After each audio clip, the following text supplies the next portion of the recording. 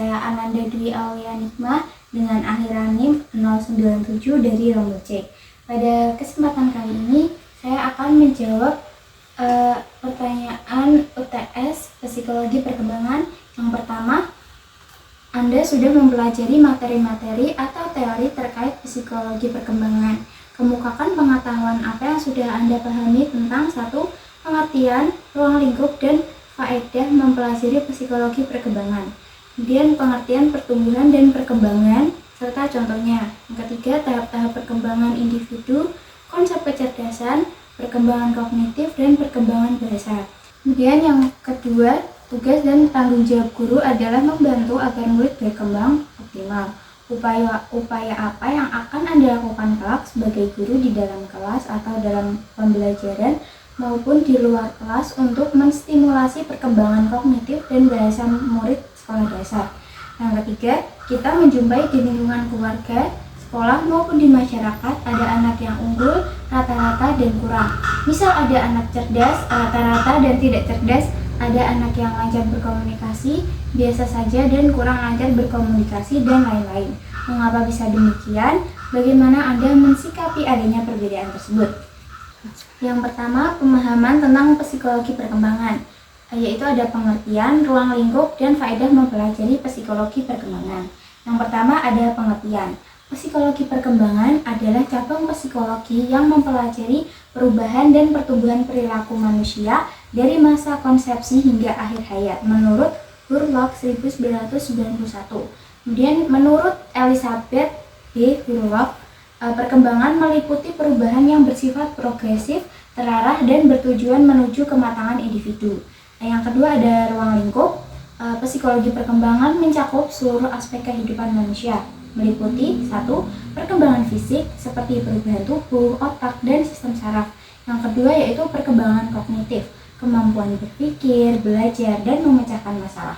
Kemudian yang ketiga ada perkembangan bahasa, kemampuan memahami dan menggunakan bahasa untuk berkomunikasi. Keempat ada perkembangan sosial emosional, pembentukan kepribadian, emosi, dan hubungan dengan orang lain. Kemudian yang kelima ada perkembangan moral dan spiritual, yaitu pembentukan nilai-nilai, tanggung jawab, dan keyakinan. Kemudian ada faedah atau manfaat mempelajari psikologi perkembangan, yaitu yang pertama, membantu guru dan orang tua memahami karakter dan kebutuhan anak sesuai tahap usia. Yang kedua, menjadi dasar dalam menciptakan pembelajaran yang efektif dan ramah anak.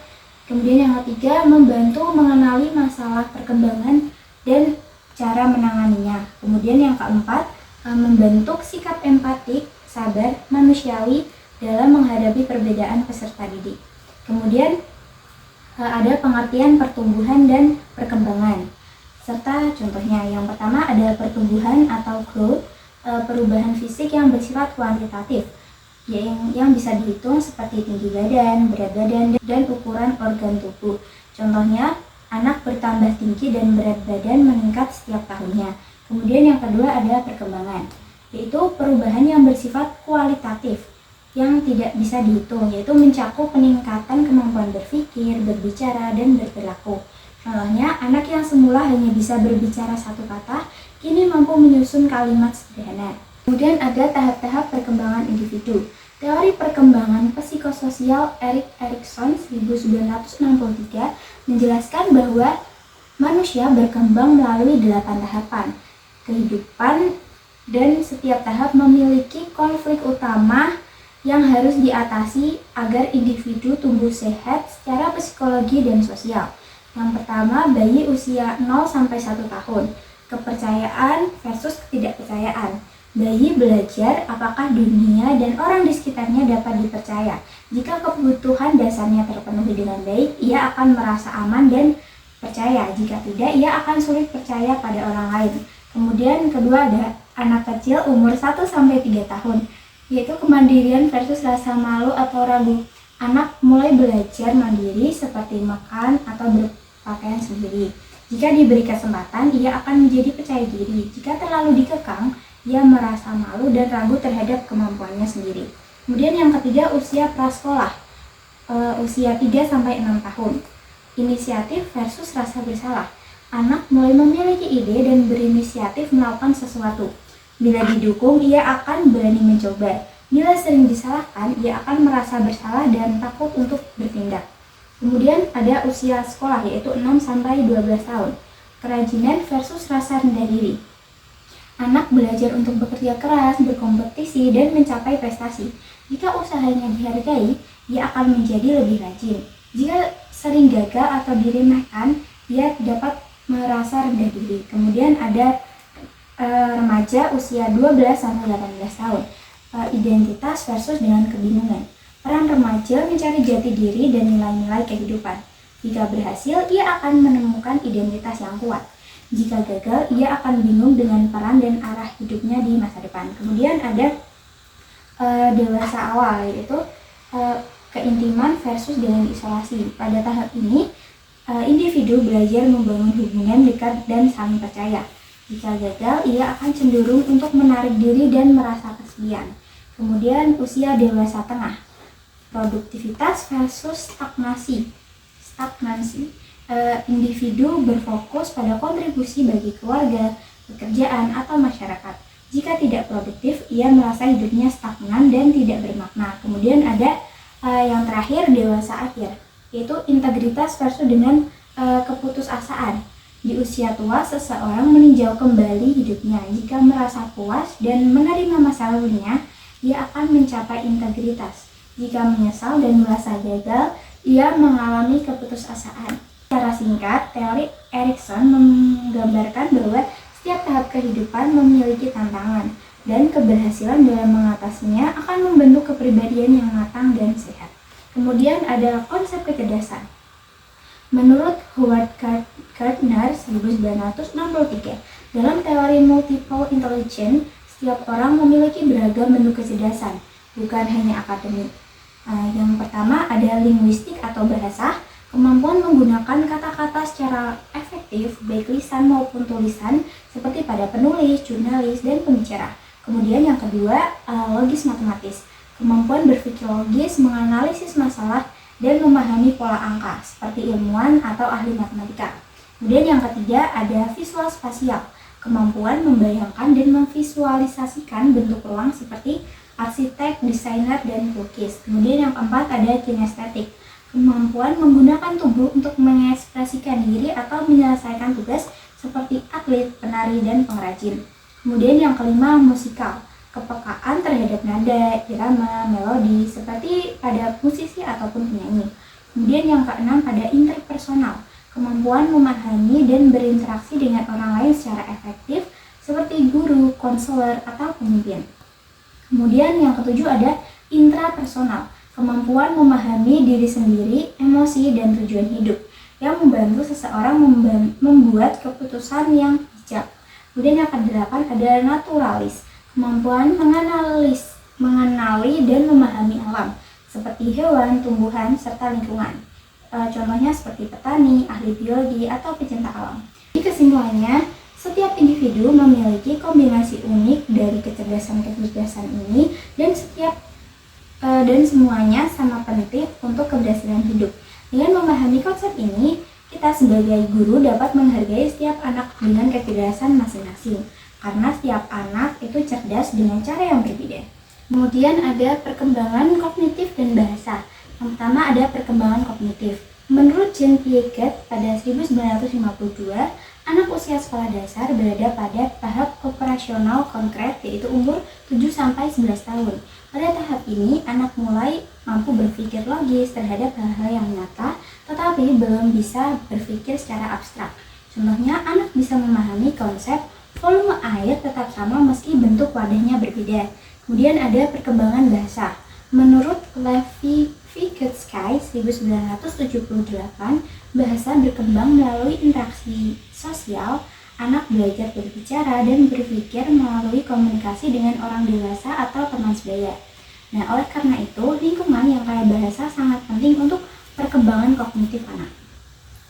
Yang pertanyaan yang kedua, upaya guru untuk menstimulasi perkembangan kognitif dan bahasa siswa sekolah dasar. Sebagai guru, tugas utama adalah membimbing agar potensi anak berkembang secara optimal. Nah, upaya yang dapat dilakukan yaitu yang pertama, yang saat saat berada di dalam kelas.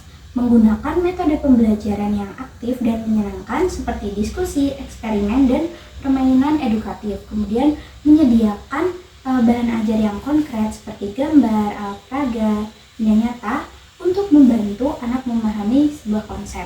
Nah, yang kemudian memberikan kesempatan anak untuk bertanya dan berpendapat agar kemampuan berpikir kritis dan bahasanya lebih berkembang. Kemudian melatih anak untuk membaca secara nyaring, bercerita, atau berdebat ringan sesuai dengan usia. Lalu ada menggunakan pendekatan pembelajaran kontekstual agar anak dapat mengaitkan pengetahuan dengan kehidupan sehari-hari.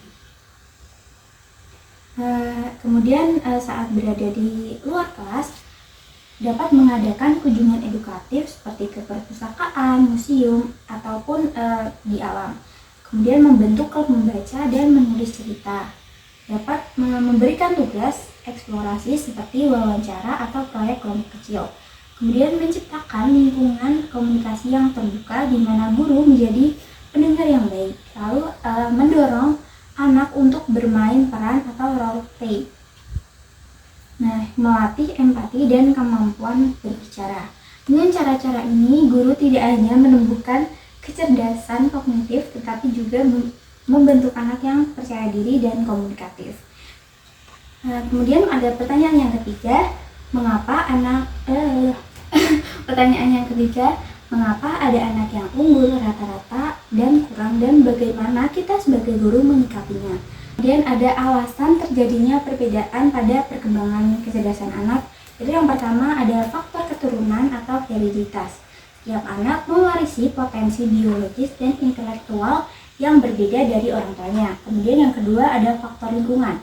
Lingkungan keluarga, sekolah, dan masyarakat mempengaruhi perkembangan bahasa dan kecerdasan anak. Yang ketiga, faktor gizi dan kesehatan. Anak yang kekurangan gizi cenderung mengalami kehambatan kognitif dan bahasa. Kemudian yang keempat, faktor stimulasi dan pendidikan.